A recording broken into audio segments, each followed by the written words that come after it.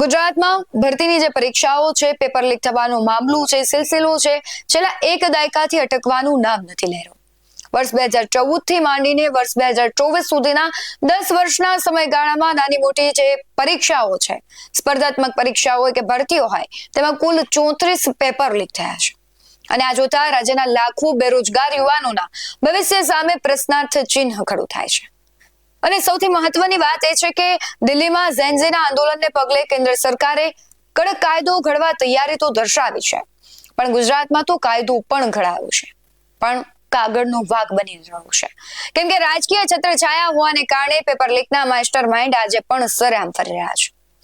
તાજેતરમાં આપણે જોયું કે જંતર મંતર ખાતે નીટ પેપર મામલે જે પ્રોટેસ્ટ થયું, ધર્મેન્દ્ર પ્રધાન છે તેમણે રાજીનામું ધરવું પડ્યું, પણ આ સિલસિલો ગુજરાતમાં ક્યારે રોકાશે તે સૌથી મોટો સવાલ છે. હજુ ત્યાં આ બધી પ્રક્રિયાઓ થઈ રહી છે, કાયદાઓ ઘડાઈ રહ્યા છે, નિયમો કડક બની રહ્યા છે. એ બધાની વચ્ચે ગુજરાતમાંથી ફરી એક પેપર લીકના સમાચાર સામે આવ્યા છે. નમસ્કાર, ગુજરાત BS9 ટીવી ન્યૂઝમાં આપની સાથે હું છું ભગવતી વિશાવડિયા. જે ઝેનઝીને તમે કદાચ ઇન્સ્ટાગ્રામ પૂરતા સીમિત રાખ્યા હતા, તેની તાકાત આખા દેશે જોઈ છે કે માત્ર ઇન્સ્ટાગ્રામ પૂરતા નથી, અને ઇન્સ્ટાગ્રામ માટે તમે જો એને ઓળખો છો તો એની તાકાત એમણે બતાવી દીધી છે કે ઇન્સ્ટાગ્રામના માધ્યમથી પણ તેઓ કેટલી મોટી લડત ચલાવી શકે છે અને પોતાના હક માટે તે મેદાને ઉતર્યા પછી શું કરી શક્યા છે. આ વાત હતી દિલ્હીના જંતર મંતરની, કારણ કે નીટનું પેપર લીક થયું, પ્રોટેસ્ટ થયા, ધર્મેન્દ્ર પ્રધાને રાજીનામું આપ્યું, પણ ગુજરાતમાં સિલસિલો કેમ નથી રોકાતો?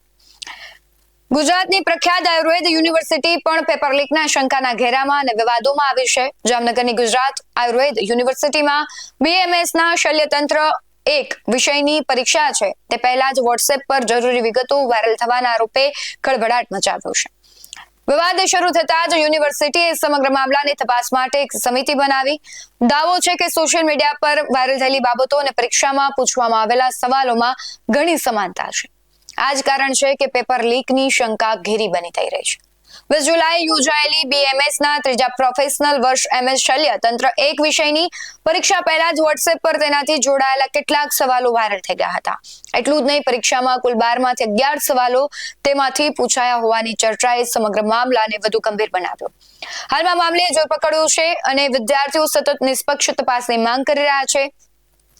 યુનિવર્સિટી સાથે જોડાયેલી 20 થી 25 કોલેજના વિદ્યાર્થીઓના બીજા વિષયોના પરીક્ષા પહેલાથી જ નક્કી થયેલા પ્રોગ્રામ અનુસાર ચાલુ રાખવામાં આવે છે. નીટ બાદ હવે ગુજરાતમાં જ્યારે આવે પેપર લીકની શંકાઓ ઉપજે ત્યારે ચોક્કસથી શિક્ષણ મંત્રી પર સવાલ થતા હોય છે. પદ્મિની બાવાળા છે, તેમણે પણ શિક્ષણ મંત્રી અને PMને સંબોધીને એક વિડીયો બનાવ્યો છે, તે હાલ સોશિયલ મીડિયામાં વાયરલ થઈ રહ્યો છે.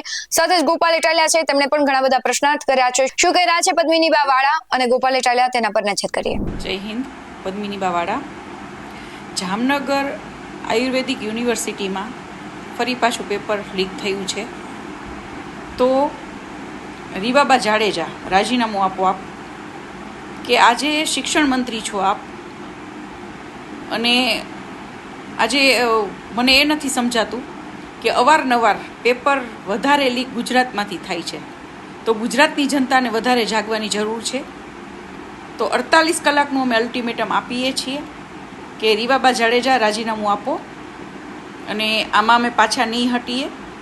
ગાંધી માર્ગે અમે બહુ એવું સારું આંદોલન રચીશું, કેમ કે શરમ આવી જોઈએ કે આજે જો આપ શિક્ષણ મંત્રી ત્યાં છો અને ત્યાં પેપર લીક થાય છે, તો એ જવાબદારી પૂરેપૂરી આપની છે.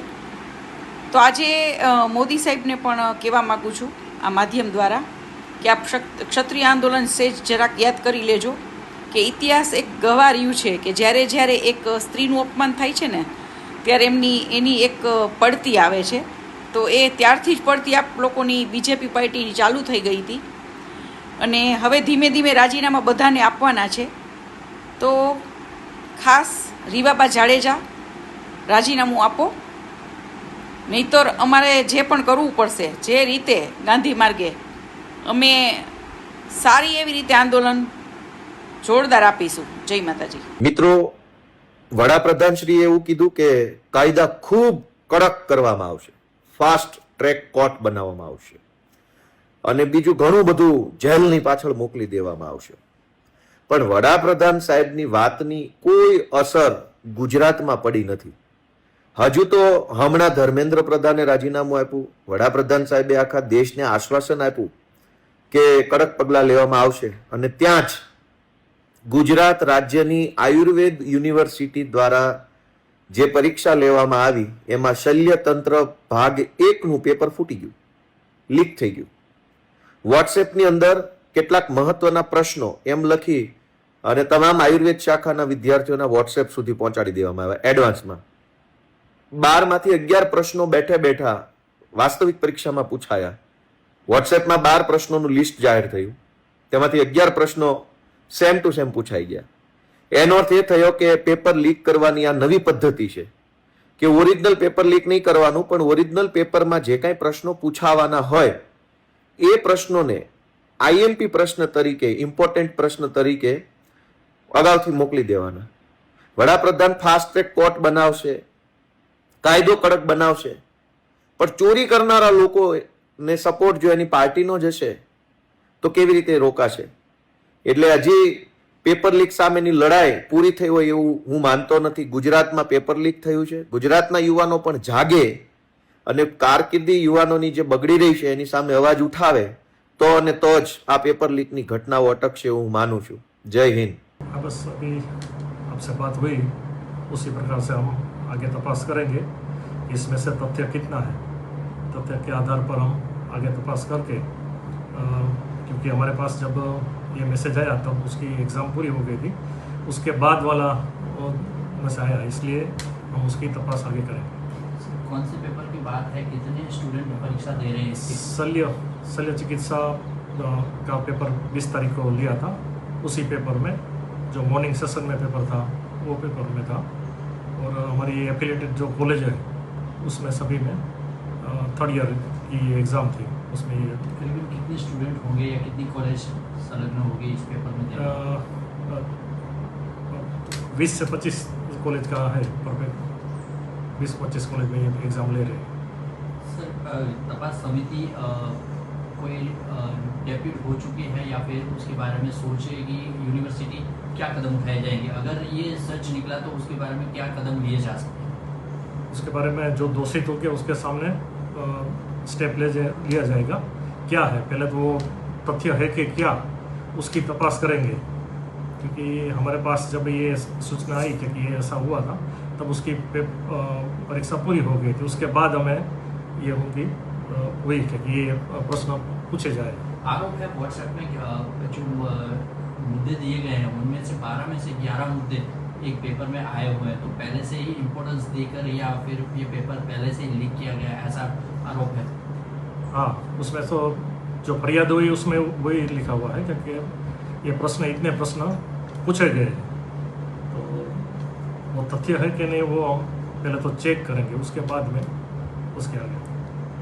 હવે તેમણે અલ્ટિમેટમ આપ્યું છે, પરંતુ ચોક્કસ સવાલ રીવાબા જાડેજા અને જવાબદાર લોકો પર થાય છે, કારણ કે શિક્ષણ મંત્રી છે અને તેમના જ શહેરમાં જ્યારે આવી ઘટનાઓ બને ત્યારે સ્વાભાવિક છે તેમના પર પ્રશ્ન થવા. પરંતુ આ એક પેપરની વાત નથી કરવી. ગુજરાતમાં અઢળક પેપર છે તે અત્યાર સુધીમાં લીક થઈ ગયા છે. હજારો કરોડો જે વિદ્યાર્થીઓ છે તેમનું ભવિષ્ય છે દાવ પર લાગી ગયું.